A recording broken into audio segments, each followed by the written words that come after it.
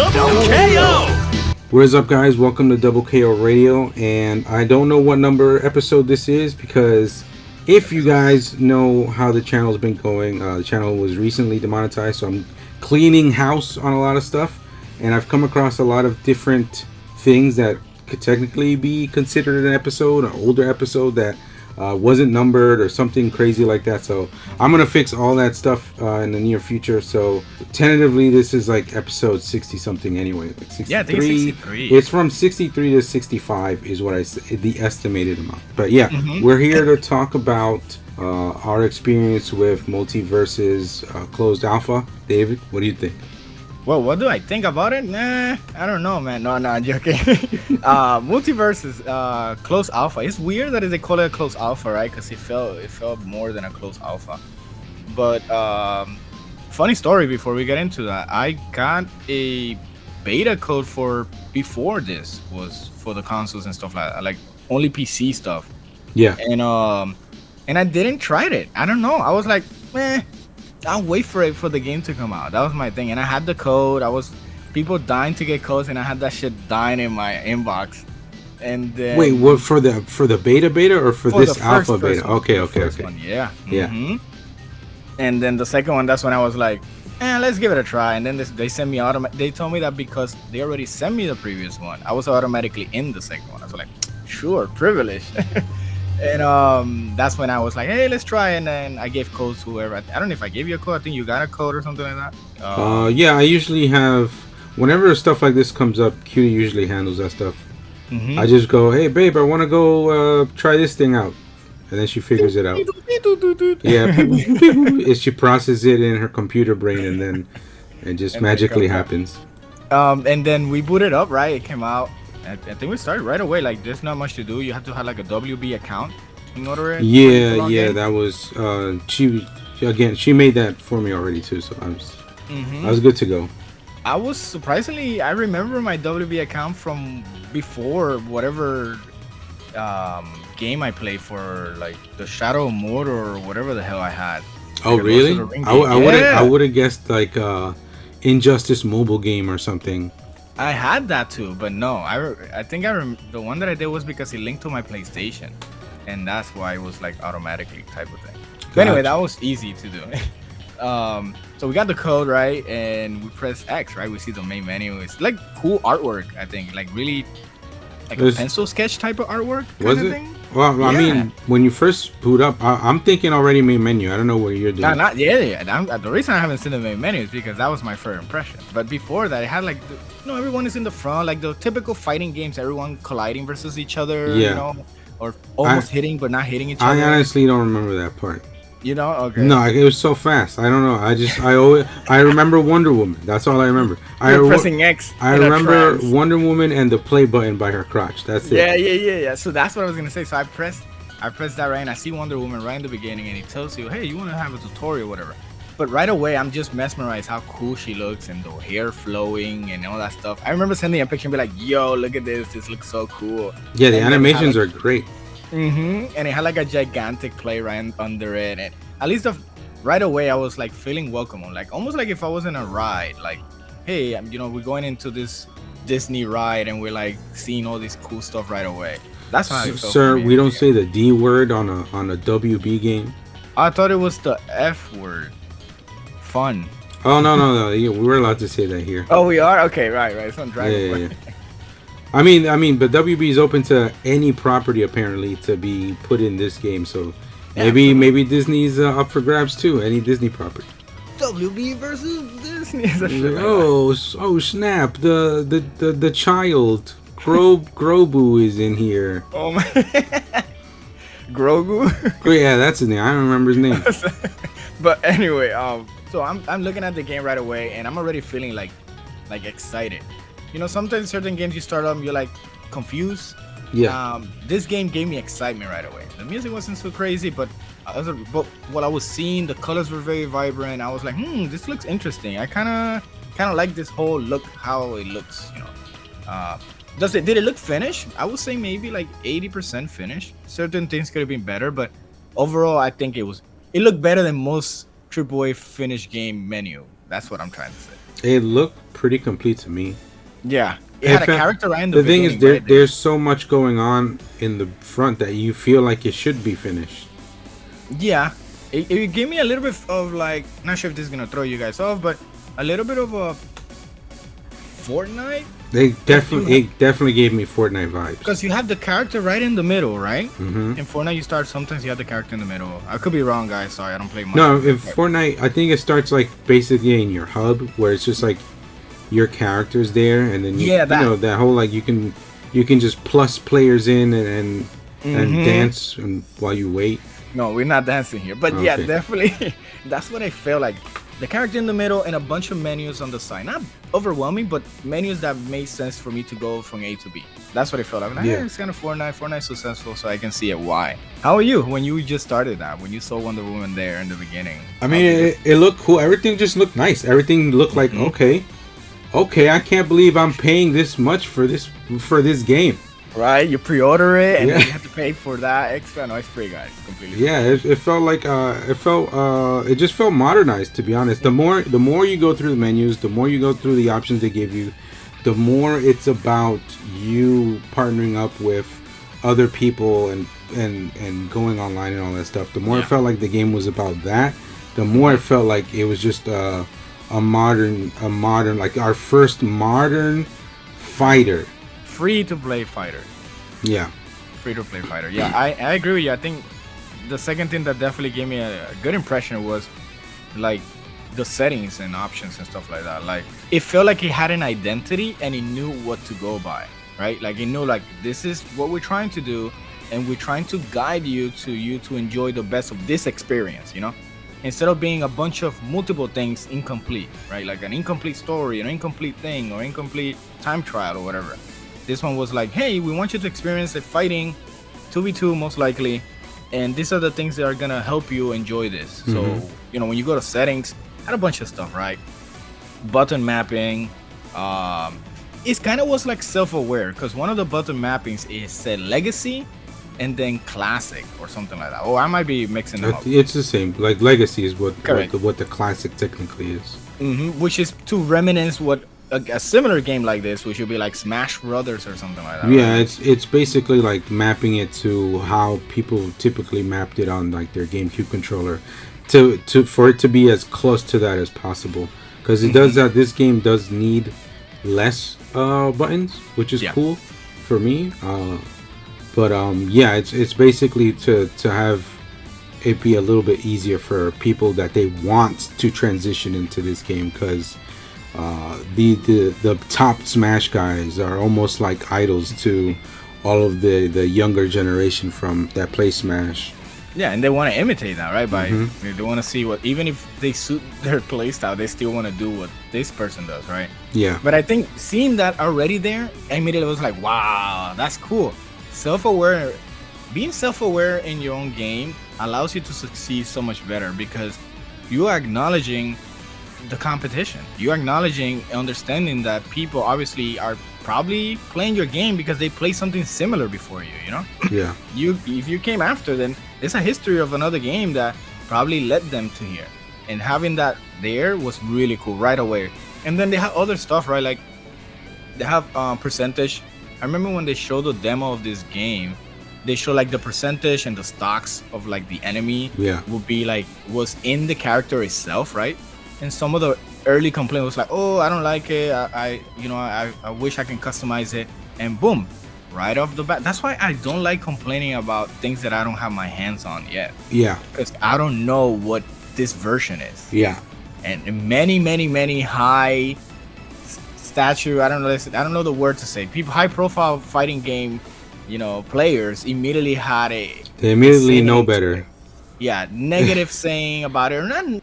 The thing is, this negative stuff comes from the JP devs having not the best practices or the best games in the last couple of years. It comes from history. Like they're all have that PTSD, so they're so quick to be negative about stuff. One of the things that I noticed was that immediately, hey, I can change the stock, and not only I can change where the percentage go, I can change almost the whole UI of what I'm seeing when I'm playing. So I can change the life bars, multiple options to change the colors of how my teammate looks. It's not only just colors like blue and red for the enemy. You know, we can be generic colors for overall my teammate and the versus teammate, or I can make it individual, how I look, how my teammate looks, and how the enemy looks, in case people have preference. And we know that preference is great, and some people might have a different way of how they see colors or how they identify certain colors when they fight, what's better, easy to the eye when they're fighting in the chaos and all that stuff. So I think that was really cool, having that option of that. They also have an option of the controller sensitivity, on how much of it's gonna respond when you use your analog or your controller. What is the dead zone of that, which is really impressive that they actually have that in the game already built in, because people play different, people have different play styles and different, you know, how can I say this, execution, and some things with a better or easier to execute based on the dead zone that they have. Dead zone is basically how it reads how much are you pushing forward or back or left or right, like where it reads on. The customization part is one of the coolest parts about it. Like, let's say if for the UI, right, when you're fighting, if you had that in, let's say, Grand Blue, right, all those all of your cooldown specials, most people would not have them there. You know what I mean? I wish they can move them. They will have a horizontal, vertical. They will have it anywhere. Yeah. Where they at. And I didn't even realize it myself, but I found that I started playing a specific kind of way with my own personal HUD after a while. I had just left it default like the first day or two, and then I realized, oh, maybe I do want the percentages and the cooldowns on my enemies, so I know what's going on and all that stuff. Yeah.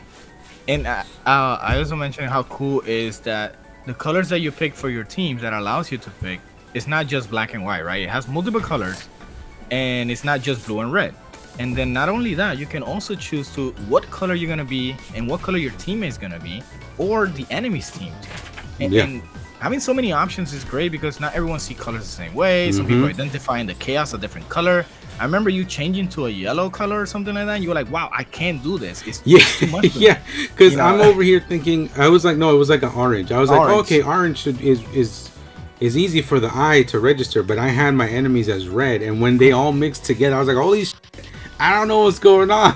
Yeah, and I noticed, I was like, I was like, what's going on with you? You're getting I was just getting bought. I was just flying off the stage. Like, I didn't know that was me. Like, I didn't know that was me. You were walking All off it takes is and a second to not know to you flying off stage, and you're done.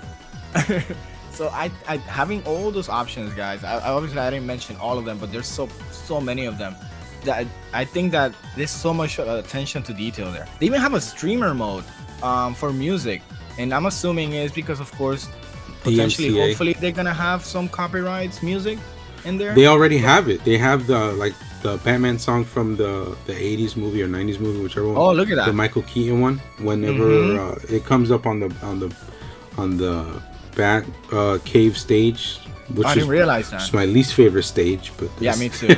Maybe that's why I didn't realize.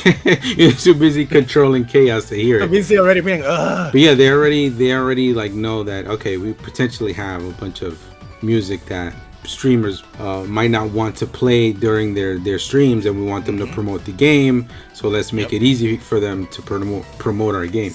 So simple, so inclusive, so self-aware. I loved it. I was definitely super happy about multiple settings and how they added, and maybe they can add even more later on, you know, based on how things work or things are on the release, or maybe when we get a complete different update or something like that. But anyway, at least in the setting part of it, it made me feel more confident in the type of game that I was getting into already. And after playing around with some of the settings, it was so easy to get into a match. You know, did I have to go to a lobby? No, it didn't have a lobby yet. It had a big play button right in the middle of the screen that looks funny, like comically big. Like, it's like so gigantic. You cannot miss it. I mean, you can't. And I like that, because in your brain, if it says I want to play, and you immediately see in your screen play, it should be as easy as that. Yeah. I think fighting games, they're sometimes like we talk about this many times, too convoluted for no reason. You know, it's their own demise. So anyway, you press play on that button, and then it takes you right away to what? It doesn't take you to a lobby. It doesn't take you to a loading screen. It doesn't take you to another stage of where you at. It takes you to pick your freaking character so you can be ready to play. Yeah. Right there, a seamless transition. Boom, pick Yeah. your character. And guess, you know what you can do also while you're doing that? You can invite a person. Yeah. Right there, invite a person, and then it has a little triangle to invite. You can press triangle to see your history of friends or your WB friends or any Yeah, friends and it's that like you recently real clear all on the side. Yeah. Like all lined up on who's to see, so you could see just with icons, like if your friends are on or if people that you frequently play with are on and stuff like that. Mhm. And another thing, while you're waiting too, there is a period where you could customize stuff. Mhm. So they also have different customization stuff in case you want to change something, whether it's your banner, your character's perks, which is really important, and stuff along those lines. So it's like, it's not like a step-by-step loading process. You can do all that stuff there if you want. Yeah, the lack of commitment to when you do an action is really cool, right? You can press X and to pick something or whatever button is on your controller, and then you be like, you know what, I don't want to do this. Then you press back and you're back to where you need it to be. And if you need to change a character, you didn't need to, or maybe you're waiting for someone. It's not like, oh man, well I can't, I gotta wait because this. It never is any of that. Yeah, the only waiting time, to be honest, is for the most part is hopefully your opponent presses the right buttons. Hopefully your opponent doesn't get called away by his mom or something, and you gotta wait like however many seconds they give you. 36. Yeah, to confirm that you're there. But even before that, right? I remember picking my character, you picking your character, and be like, oh wait, I thought you were gonna pick X person, so I want to switch. I was like, then just press back. Yeah. And you press back, and you're like, oh, okay. Yeah. I have the ability to. Yeah, to I do this so think easy. that's a fighting game thing too. To be like, oh, I picked it, I'm done. That's it. Yeah. And that happened in Whoops, DNF that's it. to me. Yep, in a really recent fighting game experience demo, DNF, which I really love. I highlighted a character. I remember the Kunoichi, whatever it was, and I pressed a button thinking it was for the select color. I think it was triangle to select them, and I pressed X, and I couldn't go back. I couldn't go back to change my color. I couldn't go back to select the character that I wanted. It was like a one-time done. That's it. It's a pretty strange thing to be like, all right, this is your choice. You locked it in. Yeah, especially if you have a timer already. If you have a timer, then it doesn't matter how long I take, because it's either I'm gonna do it right away or I have a timer is gonna push me to pick something. Mm-hmm. So then don't put a timer then, and let me choose when I'm ready. But yeah, so the lack of commitment when you choose an option, or the flexibility for you to alter anything after you pick something, was great. Like you mentioned, the voice, the announcer, right? Because the game had a lot of, which I'm gonna dive in a little bit deeper in the next point, but the game had a lot to offer in terms of like customize your experience, your gaming experience, right? It doesn't really affect the gameplay. It's just your experience with it. Like I mean by that is like nothing that buffs your character in terms of that aspect, but there's other aspect that does. Yeah. Which that one is a little bit less flexible in some point. But anyway, so ease of play was really easy to get into matches. You comparing it to previous games, right? You played DNF before, was the last one. You played King of Fighters too. I think that was the last two fighting games that you play. Mm-hmm. How does it compare to getting to a match in here, in this demo, into something like that you play? Getting to a match? Mm-hmm. It feels like the game is doing stuff for me in order for it to happen, instead of me having to do it myself. And so you're figuring it out, like. Yeah, because in DNF, I'm like, all right, let me match make. Oh, I'm in a lobby, and then there's options on the side, and then you're figuring out the options on the side.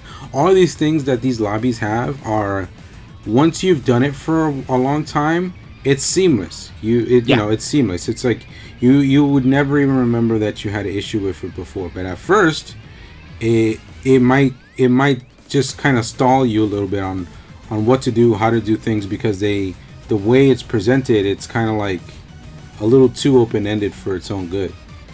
But yeah, too open-ended and vague. Yeah. Very like super vague. Because an example, King of Fighters, which is an amazing game, had a great combo breaker exhibition, man. That was so good. But King of Fighters, I remember I didn't know that I had to set up a team. So when I do my, how you call that? When you're in practice and you queue up for a match, you need to have a team set up sometimes. So, or if not, it picks a default team. Yeah. Which is like Team Hero. Yeah. You know how many people probably were like, and I saw stream were like, oh wait, this is not my team. Yep. I think that's not. And they don't like I they said- don't they don't tell you that, like at Yeah. the matchmaking thing, the team thing is in a completely different place. Yes, absolutely. And it doesn't let you. Why not let you alternate whenever you want, however you want it? You know. And yeah, is there an option to queue up for select your player? Maybe there's an option in lobby and stuff like that. Absolutely. But the first impression, like you mentioned, it was like confusion. And we in this day and age, man, fighting games have a long history, man. We shouldn't be making these really rookie mistakes. Like, how does that escapes your mind, right? Like, this can happen. Oh, right. Did we put the tutorial or the example how to prepare a team in another section of where you queue up for a match? Doesn't make sense, because there's people that they don't know much fighting games, and all they're gonna go is by what they see firsthand. And I think MVS, right, in MultiVersus, does a good job to guide you where you need to go. Very explicit, right? You're just right there. You need to play. You need to pick a character. You need to invite a friend. You need to change something. It tells you, right? The information is always constant in your face. There was never a time that I was guessing what to do, except the time that I told you on how to redeem your, like the time that I mentioned, like to redeem your missions. That's the only time there was a little confusion, you know, for the battle pass. Oh yeah, but that's because there's so much stuff there. That's why I said I just remember there's a bunch of stuff. But if you're new and you're like, what on earth is all this stuff? There's still the play button there in case you go, all right, whatever, I'll figure it out later. Yeah. Yeah. Yeah, I just want to play and pick the character that I want to have. Yeah. And talking about picking a character, right? So we pick play, you know, and it takes you to this roster, right? I don't remember the number. I know you're the number guy. I think it was like 12 characters, right? I think it was like 14 characters. So it's 1, 2, 3, 4, 5, 6, 7, 8, 9, 10, 11, 12, 13, 14, 15. It was 15 characters. I say 14. And, well, it's close, but no. I mean it's gonna be different for everybody, because it's gonna do as much for somebody as much as they happen to be attached to these characters, right? Like, if you read Batman comics all your life, you're gonna be like, holy snap, I'm gonna pick the Batman. If you were alive in the 1920s and you're like, oh man, Bugs Bunny's the OG. I mean, Space Jam though. Yeah. So he was in Space Jam. If right? you're one of the more recent like generation and you like the Steven Universe and Adventure Time, and you know, Harley's popular lately.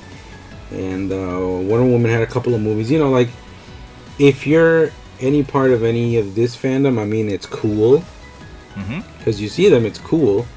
Yeah. But I think that's where it's just gonna trigger stuff for depending on the people. Because anybody, if you ask a lot of people and you tell them the concept of the game, you're gonna get that person that goes, well, if Harry Potter's in there, I'm downloading it. You know, 100%. That's just how it's gonna be. Yeah. Did it do anything for you when you saw the roster? Like, I knew the roster already. No, correct. But you press play, you see the roster in front of you. Did it do anything? Yo, this character, or yo, like, did it do anything for you like that? Or do you feel like the characters are, you know, based on the roster or what it has, like, is something that, yeah, you're okay with it, but nothing really stands out for you? An example, me, Monster Hunter, and MVCI, or, you know, something like if I see a Dante or Doctor Strange or something like that, right? Immediately I'm gonna gravitate to those things. By you seeing it firsthand on the character, no, anything, no, yeah, no. I figure, yeah, because I just picked whatever looked like it would be fun for me. This is just right. I'm gonna ask you a follow-up. And the thing is, I've watched Game of Thrones, I've watched Scooby Doo, I've watched Looney Tunes, I've watched Adventure Time, you know, I've watched several Batman stuff. And Superman and all that other stuff. I know all these characters, so it's not like I'm not a fucking nerd, you know. It's not like I'm some guy going like, what are all these? Will you play with Puñaquitos? You know, like, but it's still like they're not characters that would go, oh my god, this is my dude right here. You know, but it doesn't. I still like the game, you know. Like, I still try the game out. I still like the characters, but I'm not like, there's no affinity there for me at the moment. But this roster is going to be ever growing, so I'm not even worried about that. So my feeling in the roster, as my first impression with the roster was like, Do I saw some characters that I gravitated the more to it? Yeah, Velma instantly, right? So Velma's like, yo, I want to play her. I want to try her. Why? And Because of Scooby-Doo? Because you love Scooby-Doo? No, Because you love the thick. dog named Scooby-Doo? No, because she's thick with 2 C's. Oh, okay. No, Velma, right? So I was like, yo, that sounds cool. And then, I saw, of course, Jake, Adventure Time, big fan of Adventure Time. Steven Universe, not so much and stuff like that, but at least I had at least 2 characters there that I was like, that looks very interesting. I'm a super fan of Tom and Jerry too, and also for Coyote from the Roadrunner, but he wasn't there. But hopefully he makes it. So those are the 2 characters that at least got me to gravitate immediately to go instead of be like, who do I pick or something like that. But I can easily see people, at least for this demo, how it was, that the characters they picked was smart enough to pick a wider net of audience, right? The net of audience to catch the people's attention was very, very wide, right? Like you mentioned, do you know about this thing? Doesn't necessarily means that you have to be a fan of it, but there's a lot of different ages combined in there, generations that you meant to catch someone to get attention to your game. So I think it was smart enough. Yeah, and for me too, picking characters, I just assumed, I was like, all right, so who do I think is going to be really popular? And I kind of stayed away from them. Yeah. So of course, like, if you have Batman, it's impossible to not think that he would not be popular, right? Or something like that. But that's why I'm thinking, imagine this game without Batman, right? Like, you'll be like, it doesn't make no sense. So I'm thinking they were smart enough to pick a wider cast net to catch people into this type of thing. And then not only the roster looked cool and colorful, right? They had like their own distinctive animation. Not like, I don't know how to say it. You're the artist, but like, they have like how they look. Like how they look. It's like they all still resemble their characters enough, but with this specific art style, they made it in a way, I feel, that they all kind of still look like they belong there. Like even the flair, even like the realistic character, like Arya Stark. Arya Stark isn't an animated thing at all, but she looks like she's fine being next to Velma or the other characters and stuff. Yeah, that's what I needed to put into words. Like even if they never been animated or been like a crossover that they show up, it still feels like no one stands out in an ugly way. Like, ooh, what is this thing? Why this thing looks like Dante? Why is Morgan have such sprites, a black outline and everybody else doesn't? Why Morgan still has the sprites from Darkstalkers? The same sprite. Why does Sagat have no dark outlines whatsoever? Come on, CBS, get it together. I think they did a really good job with that, dude. I was impressed. They're definitely not reusing any assets there, but I'm definitely hyped for. Honestly, I am definitely hyped for Gandalf because I used to be a pretty big Lord of the Rings nerd. Watched all the movies, first day. They mentioned him. But read the books, even the Silmarillion, which is like a really boring dictionary version of like whatever's happening with the lore. So I'm low key, like a big nerd for that, but not anymore. It's like I don't do it anymore. So it's like one of those I played the shit out of football in high school, but always be a fan, but not as big a fan anymore. But if Gandalf were on the roster, I definitely try him day one. Yeah, and there was that leak that showed him, and it showed Rick Sanchez from Rick and Morty, which is definitely gonna be one of those super popular things. They're gonna be all over the place. Of course, and that's smart. Be smart with your cast, And I'm just hoping they keep evolving into this. Apparently, there was a leak of a character roster. I didn't even want to bother looking at it, not to be ignorant of it. It's just I still want to be impressed and obviously this all subject to change too, right? But I want to still be impressed in how they present these things, me knowing it does not affect how they're gonna present it, but at least the experience that I'm gonna get from it, I decided to step away from that league roster because I'm already content with how they're doing this thing and stuff like that. And then the animations, they have Tasmanian Devil in this game, and I kept saying to you how cool his animations are, right? Like how his idle animations are, how he has his taunts represent to things that he used to do in the cartoons. When he crouches and he's all counter, and then he looks through one finger, and then he shows his eye in there, like everything, how he chomps on you, and his tongue always flailing around. I think the animations for this game definitely are on par with Smash, because there's a lot of Smash. I don't think the people talk about the way the characters animate, but there's so many things happening with characters on how they animate in Smash that's really great. It's like top of the line animations, and they're so subtle. Like you'd have to zoom in and all that stuff to really catch frame by frame like what's happening with the characters. I think this is at least on par with Smash 2. Yeah, and I agree, because when Terry, dude, when they show up a lot of those stuff when Terry came out, there was a lot of subtle animation that you probably won't see him after he does a move, but there were so many attention to details to Terry in Smash when he would do certain moves and special moves, and it just looked like they catered so much to that character. It was cool too, because he was so well made that they decided to make him a guest character in KOF 15. KOF. Yeah, man. I mean, Terry from Smash, Pokemon Trainer, is in there. Yeah, and I think one of the first things that I thought the animations were super cool in this game was when I picked Wonder Woman, because they do a tutorial. I have like a little tutorial just to teach you about the game, and a little bit in-depth tutorial right after. But one of them, you jump and attack with Wonder Woman, and she does this flip kick, type of like a flash kick type of thing. Yeah. And it looks so smooth. Yeah. Like it flows with the jump.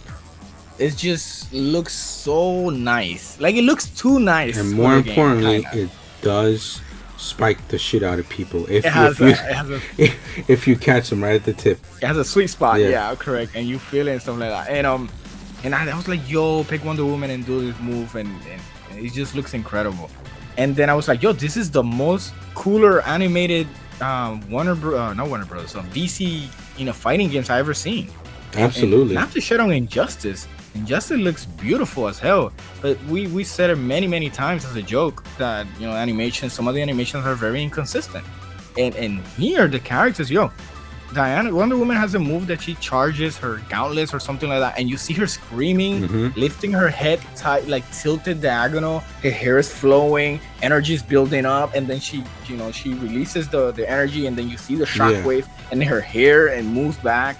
Like there's so much. I hope Sugar Punch pay attention to this character, man, because they are so cool animated, and it's not only with her. Like it translates throughout the cast like that. So many subtle animations and things that didn't have to put in there, but it completes a character, right? Yeah. Like an example, the Velma crouching and her glasses come off, right? And she's trying to find them, and the screen gets blurry, and it's something that they didn't have to add, but they did, and that means that they're definitely paying attention on these characters that most people love or know about, and they want it to be super cool represented. Yeah, Tom and Jerry alone is complete and utter genius.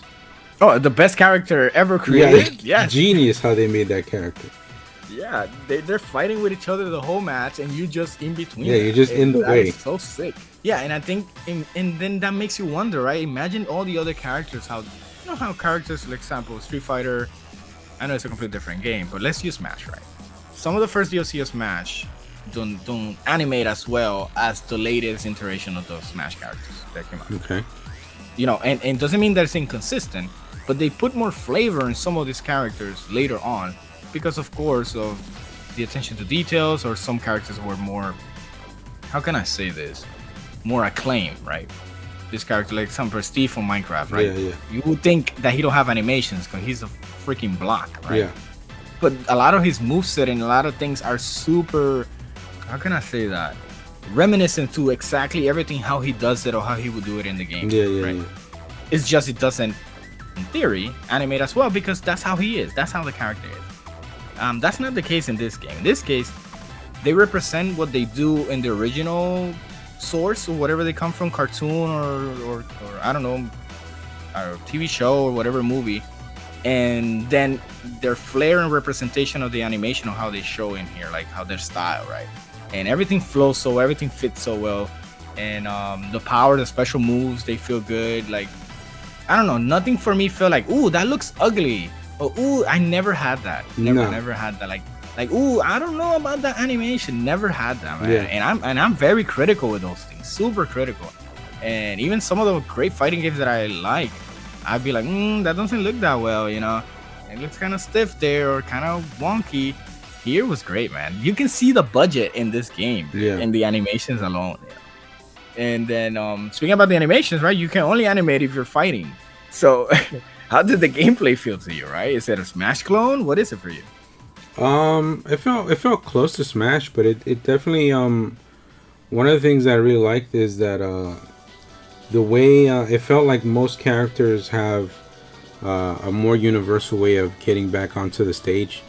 So like unfortunate characters like Little Mac, if he made it into this game, he'd actually be competitive because he wouldn't just be a character that gets flown off the stage really easily. You know what I mean? Like, so that closes the gap on character strength, because even if they have standard moves, like, all right, this is the move that moves you forward when you're out of bounds, this is the move that moves you up when you're out of bounds, but all of the characters have like their own variation of that, but they still have the option to have movement like that to help them be have as same a chance as all the other characters have like amongst each other for now. Because like let's say like if you're a new player and you're playing Smash and you pick like Fox or something like that, or Captain Falcon, and you're fighting the villager, and the villager can just fly with his balloons all over the place, and you're like, why can't he do that?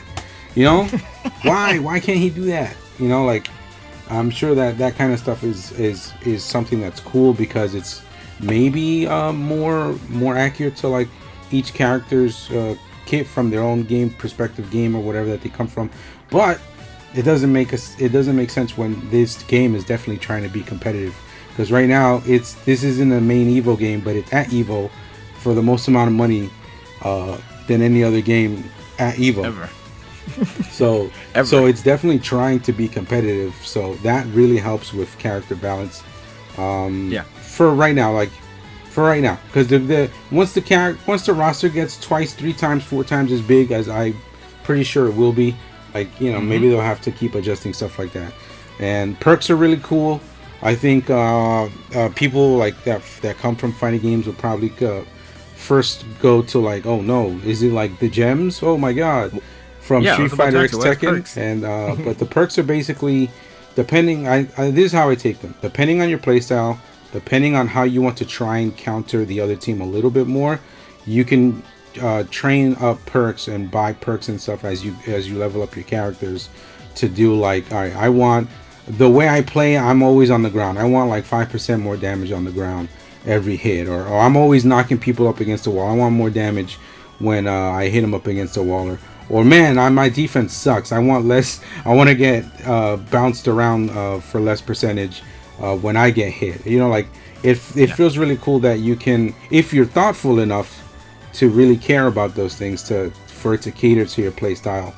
And then there's my favorite thing, which is like all the characters have like a game within a game within each character, where let's say like Finn has a mechanic where at first he just looks like a regular sword guy. You're like if you from Smash, you're like, oh, is this guy gonna play like Marth or Roy or the other 5 similar characters?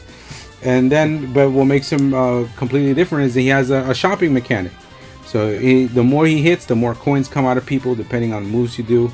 And then when you hold down the special button, a little shop comes up for him, and you can either boost your armor, boost your speed, or do a one-time attack that's almost like a Wario Waft. Like, it's basically like a desperation move that knocks him back really far.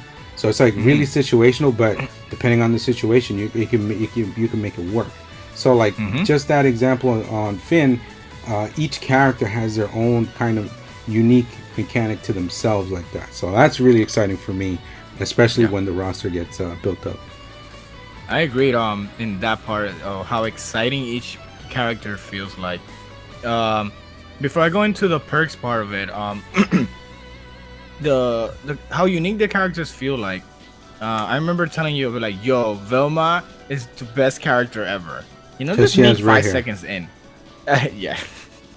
It was because she has a mechanic like Phoenix Wright from Marvel's Capcom, right? You gotta do stuff right. Like you mentioned, everyone has a different thing, and once again, this personality skills, you know, I mean, these skills bring so much personality to the characters, because they're not just random, like you mentioned. You know, there's things that are to a kid like Smash Brother does.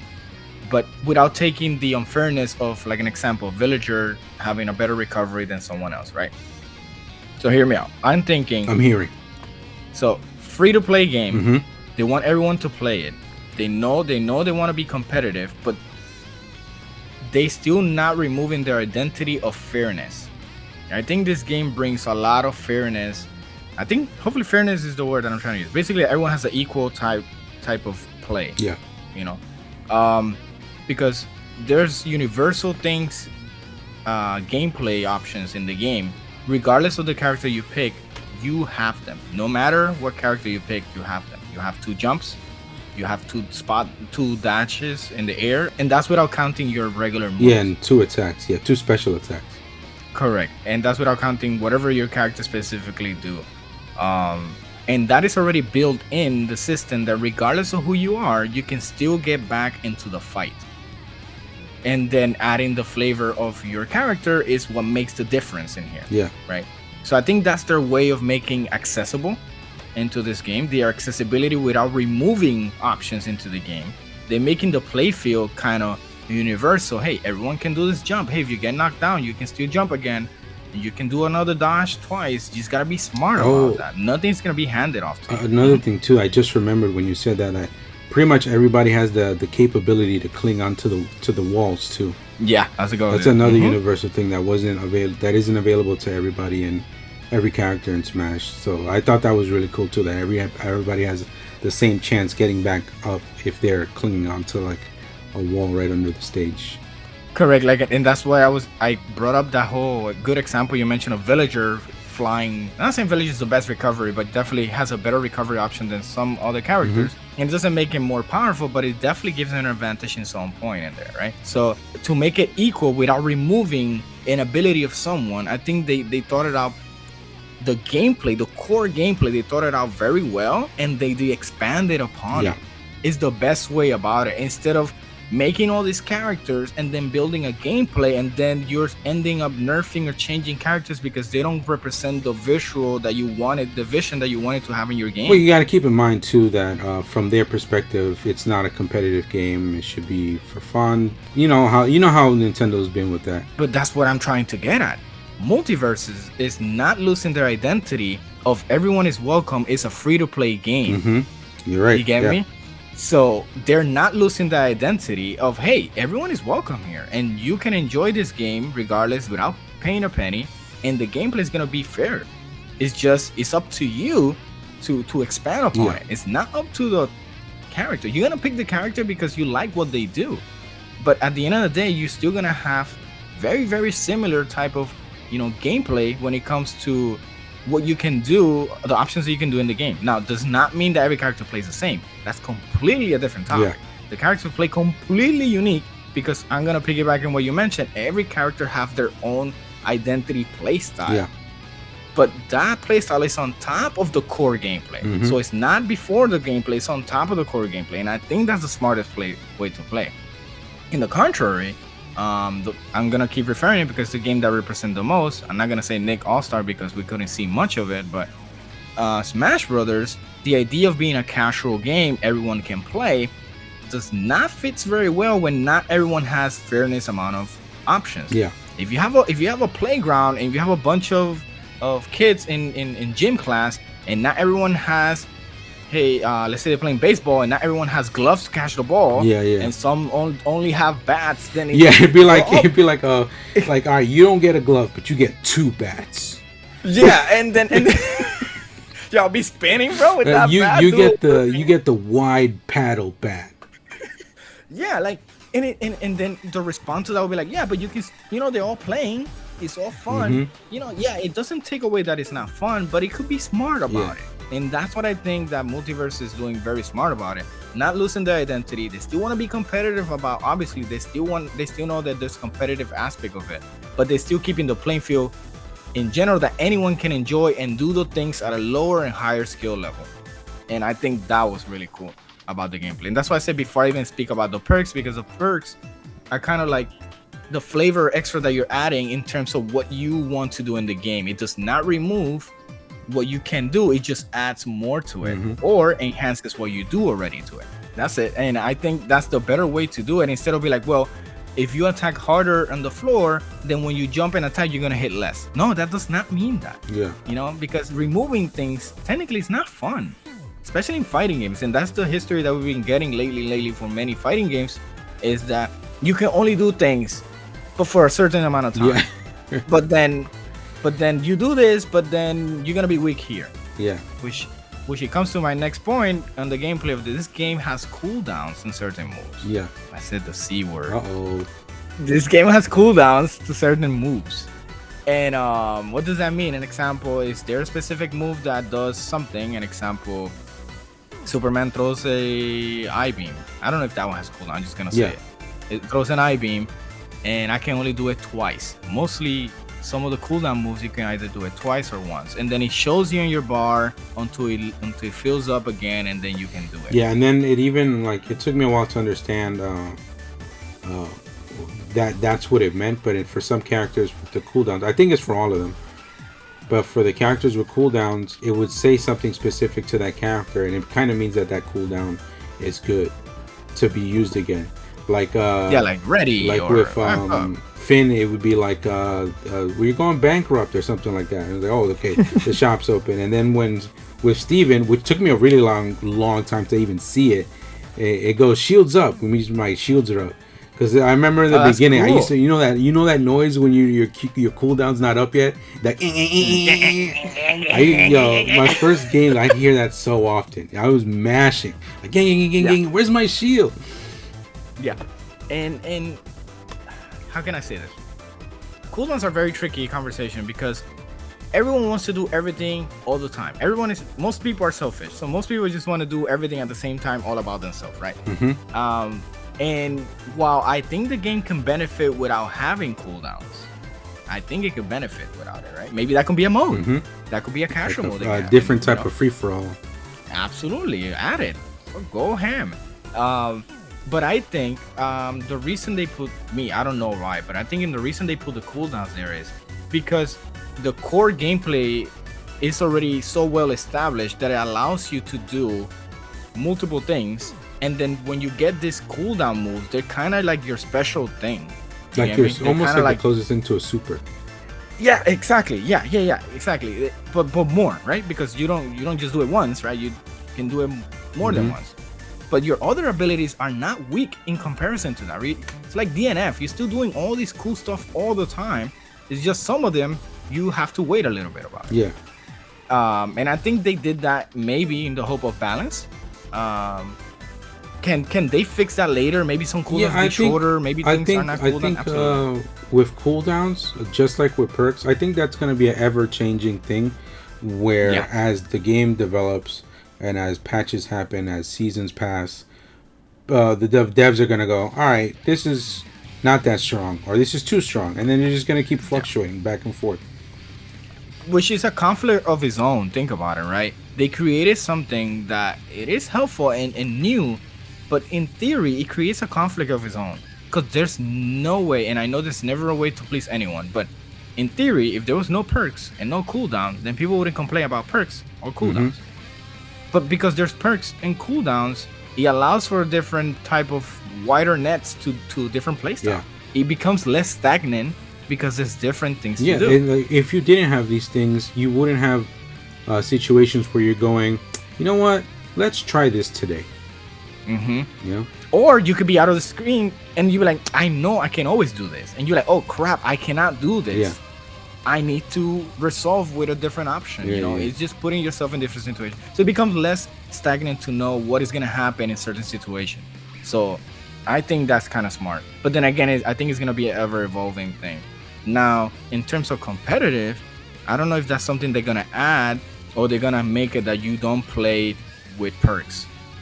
Because every character, when they reach a certain level, they have their own unique perks. Yeah. And as they level, they also unlock certain minor perks. But everyone has a perk. Think about I don't know if you guys ever play Blaze Blue or something similar to that. They have a drive button, and the drive button is not a car, but it's something that allows them to do something that represents the character's kit. you know. And like an example, Lychee is a girl with a bow, a staff, or a thing, and then her drive button is that she throws it. Yeah. You press that button and she does that, and that's her identity into her game style. The whole thing. So the specific perk after you get to a certain level is something that enhances that specific trait that your character does. An example, Jake becomes a house and he's all bouncy, and then there's a perk that makes the house bounce more and stuff like that. So it just gives a little bit of flavor to your character without breaking the game. I don't feel like it makes them extremely powerful, but if your character would like to do that move and there's a perk about that move, then you're gonna feel great about it. You know, I just don't know if that's something they're gonna add or allow it in competitive I think it's games. gonna be allowed, because if anybody that wants to be competitive in the game, think about how much time we have with the game. Roughly like 7 days, but doesn't mean we played 7 days straight, right? Played maybe a couple hours a day, and we maxed out a couple of characters already, and it was the characters we were interested in. So if they keep to the same amount of time you need to completely max out a character on stuff they can unlock for themselves, then it doesn't become that much time, to be honest, before somebody goes, I want to join this tournament, and all perks are unlocked, so it should be fine because I've played enough to feel confident enough to join a tournament and have all my perks. Yeah, and they do have loadouts for perks, so that means you can switch them and play around with them and stuff like that. But then again, this is what conflicts me. If they want to make an even play feel, right, and competitive, then maybe perks shouldn't be. Yeah, I could see that too. You know, I could definitely see that too. And the thing that I feel that it wouldn't harm it much. It'll be easier for TOs, because TOs. It not only would be easier. TOs don't. It'd be easier also. TOs wouldn't have to worry about having like 15 setups and all of the characters being level 15 in every setup, you know. So I think you're right. Unless there's a thing, tournament mode. And then you can have that all perks unlocked, you know, which is a free game. Dude, they can do so much. It doesn't. Yeah. They can go about. They have so many ways to go about this to make it correct. work. So I'm conflicted about that. Let me know, guys, what you guys think about that, right? Like, I really want to know how you feel about perks being available for the game. Even for me, what I'm thinking is that without perks, the gameplay is so strong, right? The gameplay core is so well done that without it, you're not missing much. It's just adding it, you add more extra flavor to it. That's it, you know. So you're not like, imagine a game like Street Fighter and be like, hey, you have no super bar, so all you're doing is footsies. No, you know, you're still doing your things. It's just there's a little bit of other extra stuff, special effects towards your move. That is all. I mean, the gameplay can definitely go about it much more, but at least that's definitely my first impression of it. Super happy about the gameplay. You know, we play it for hours for that gameplay. And I was just honestly, I was just playing it because it was so easy to start. You know what I mean? Mm-hmm. It was so easy to start. It was so easy to just go into the same motions you had like the day before. There's no like at the moment I wasn't labbing anything. I was just playing whatever, right? So it's not like you need that much time in there unless you're doing really specific situational stuff for like competitive reasons. Or like trying to see if a certain combo works with every character, stuff like, you know, like typical Smash type of stuff. But you can just go in there. You could literally just go in there in a couple of minutes and you're good to go and play. The gameplay barely had hiccups, right? And what I mean by that is, out of easy 100 matches, we have some of them that you can tell the rollback was acting up or being weird.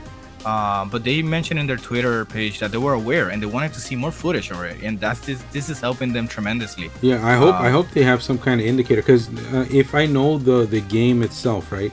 If I know the game itself is known for having good netcode, I'm always blaming the other player.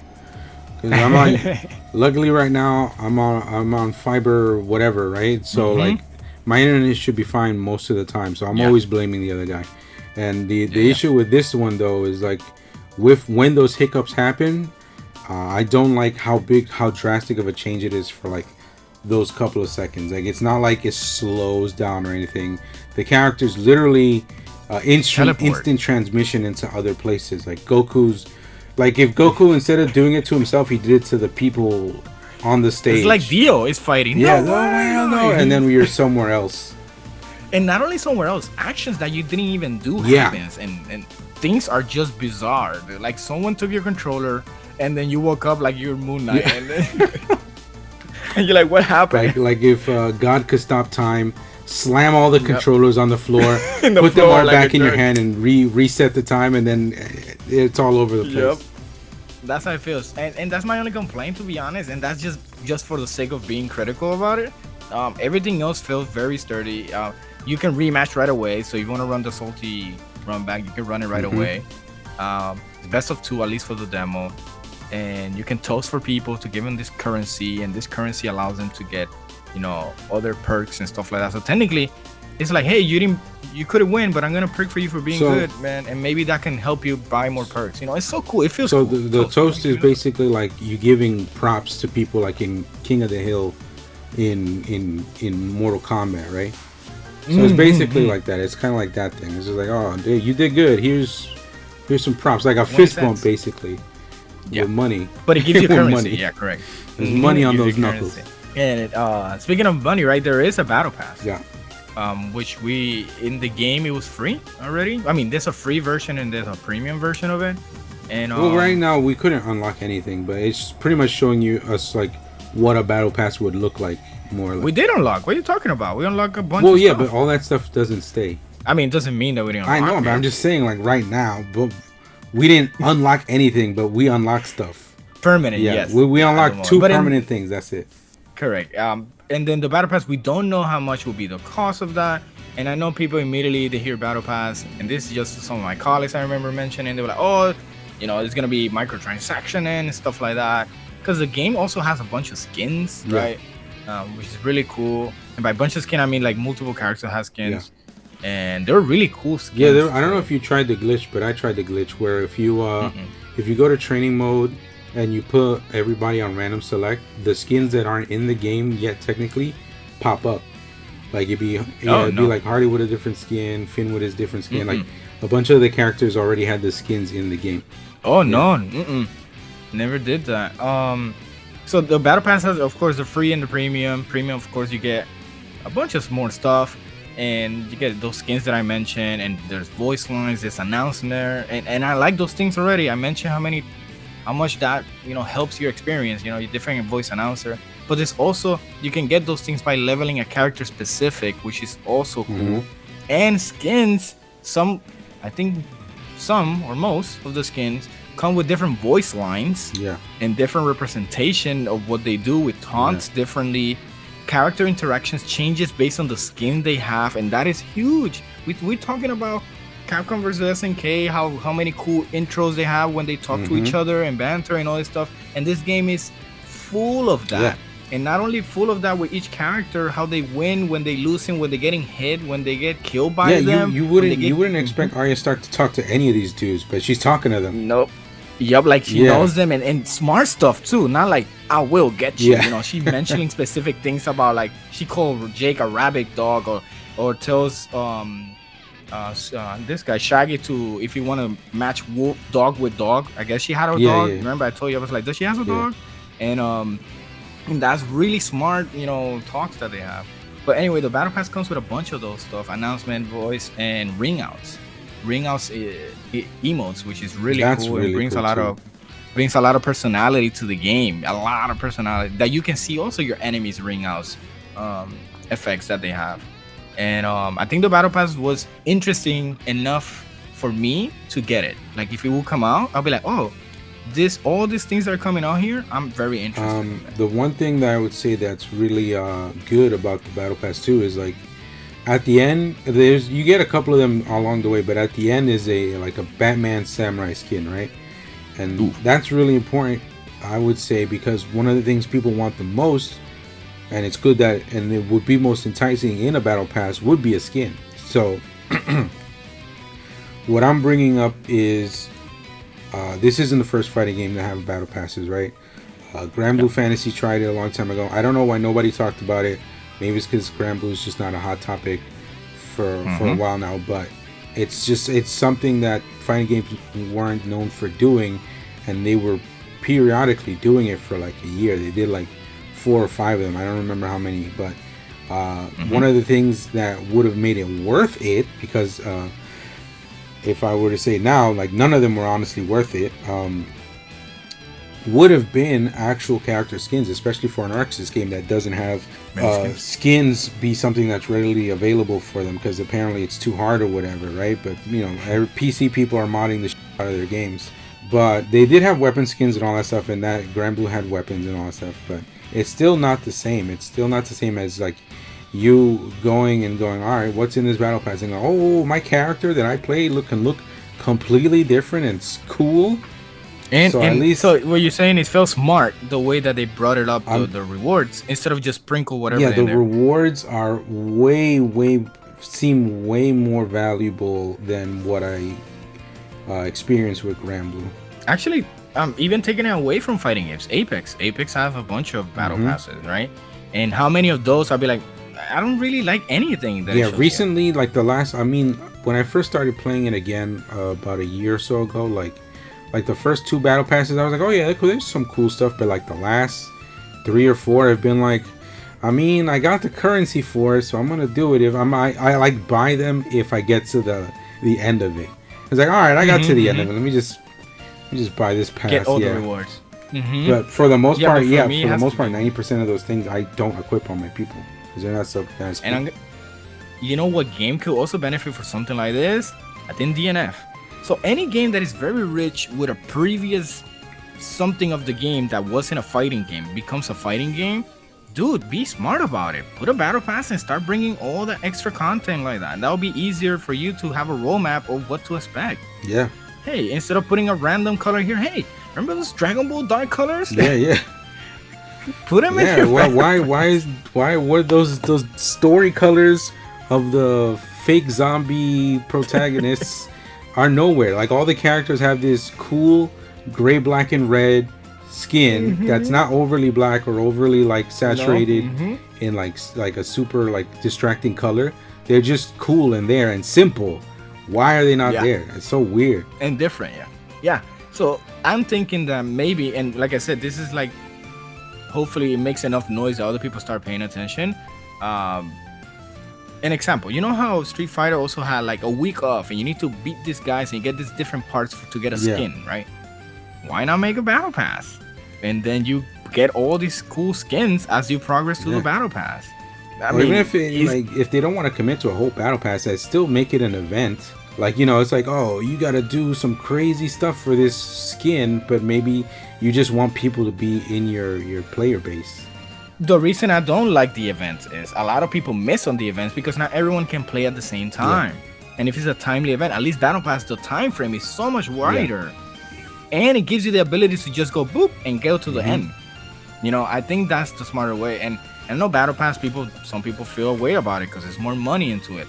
But if at least they don't know how to implement content into the game or more cool content into the game, then make it as a battle pass. It's the easiest way to implement consistent flow of content in terms of extra addition to the game. The thing with me in battle passes, I think that's the least egregious way of them taking your money. I think it's like the most bang for your buck because it's like you like, let's say Apex, right? You can either pay for a $10 battle pass that gives you like 120 almost all of them kind of shitty items, or here's a really cool skin you want, but it's $25.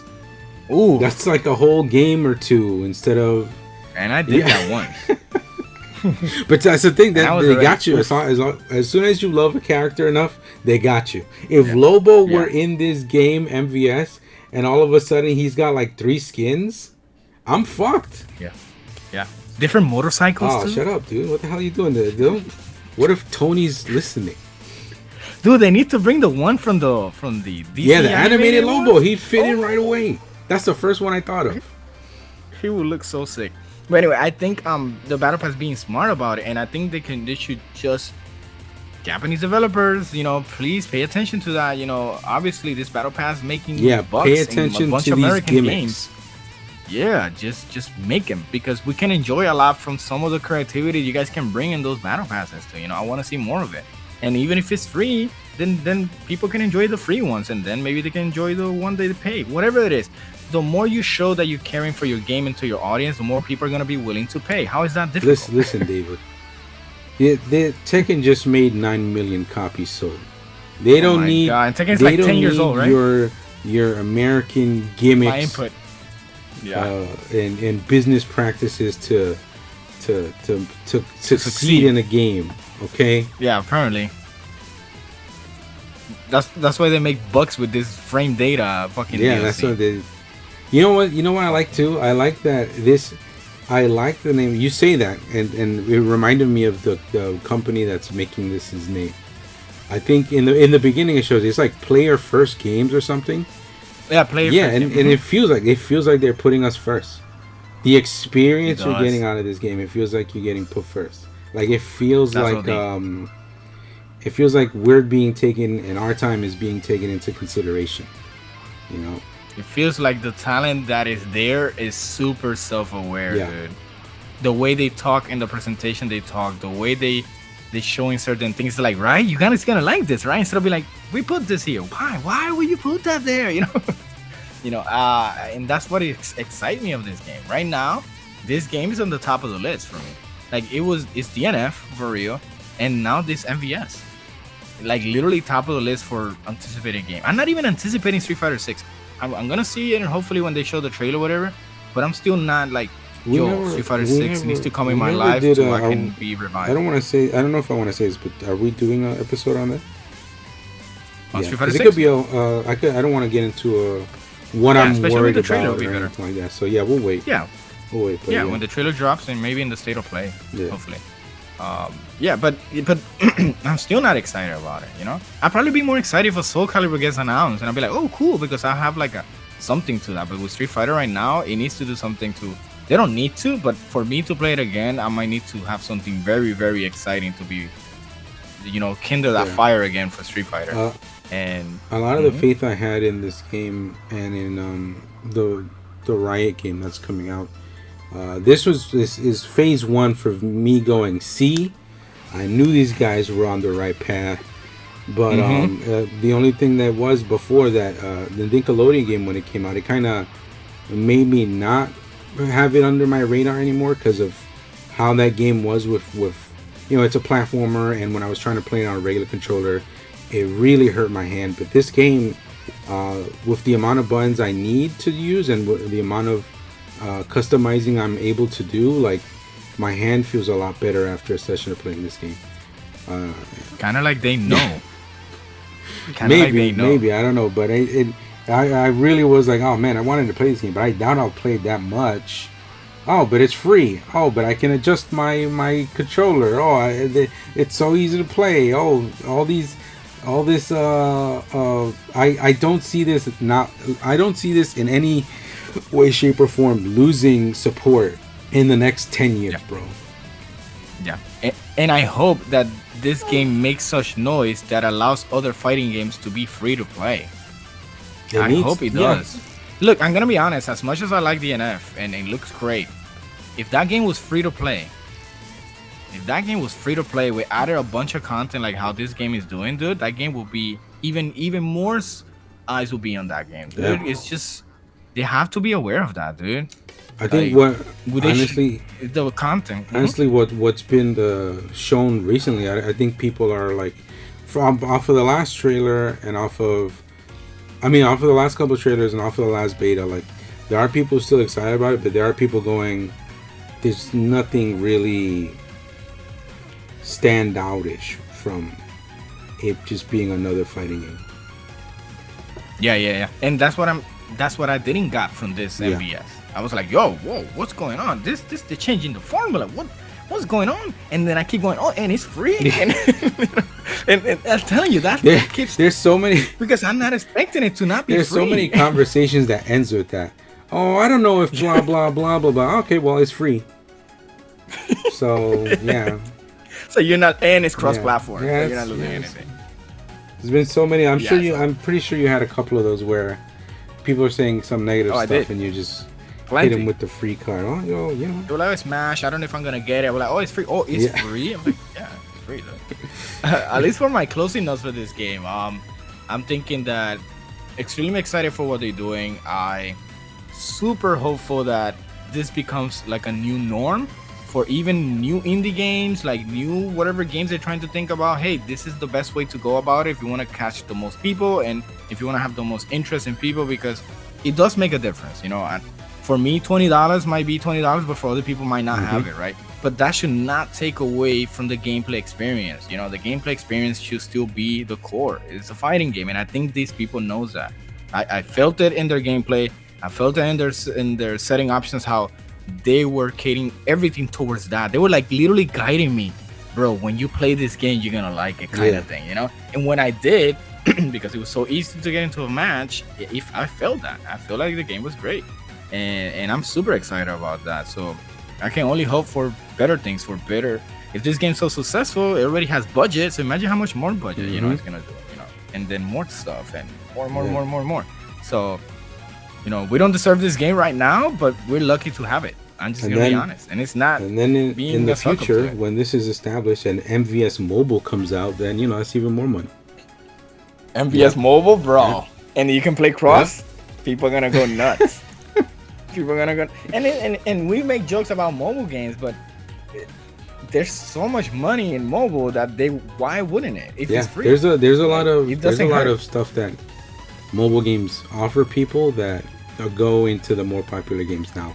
Absolutely, like Apex Mobile, but that's a different topic. But yeah, are you excited about MVS? Are you looking forward to it? What is your I'm super excited to play the beta, the open beta, to see how the internet holds up with everybody playing it and not just thousands of people asking for codes.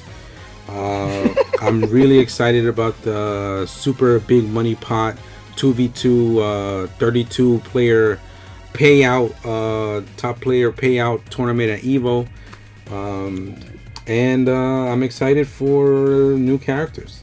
So regardless, this is free, so it's gonna be in my PlayStation, and I'm gonna play it whenever I feel like it. And if you guys want to play with us too, that would be cool. So when it comes out or something like that. Yeah, it's 2v2, and there's how many of us are in this podcast right now? Yeah, there you go. Versus us. Let me count. Like Did you have your hand out with all fingers out, and you were counting backwards? Because that took a while. No, counting up, ascending. But yeah, super excited, guys. Let us know what you guys think. If you played the beta or saw someone playing it or watched a stream or something, let us know what you guys thought about. We had a lot of fun, and we'd like to see what the other audience are thinking about it, you know. And definitely this game, regardless if it's positive or negative, is gonna make a lot of noise. So I'm super excited to see what the future for this game is. Well said, sir. Likewise, let's get out of here. Thanks for watching. Yeah, make sure. What were you gonna say? So make sure to like, subscribe, and comment on this video, guys. Please. Peace.